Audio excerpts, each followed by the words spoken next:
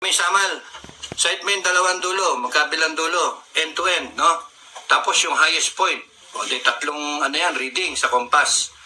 Pagka tinriangle mo yan, yun yung position natin ngayon. And then, hanapin mo yung grid coordinate. O, ito yung mapa. Ayun, gano'n. No, sa north, sabi mong gano'n. Yes sir, alam ko sir ginagawa ko. Hindi, rin nga niya. Tapos, nagkakamot na ng ulo, sabi, sira daw yata yung kompas niya. O di, ito yung kompas ko. O ayan, kompas ko. Sigurado buo yan, 100% buo yan. Tapos sir, kayo na lang, sabi ganon. Kita mo ng, nagbabakbakan eh. O di, ano yung kompas? Sabi ganon.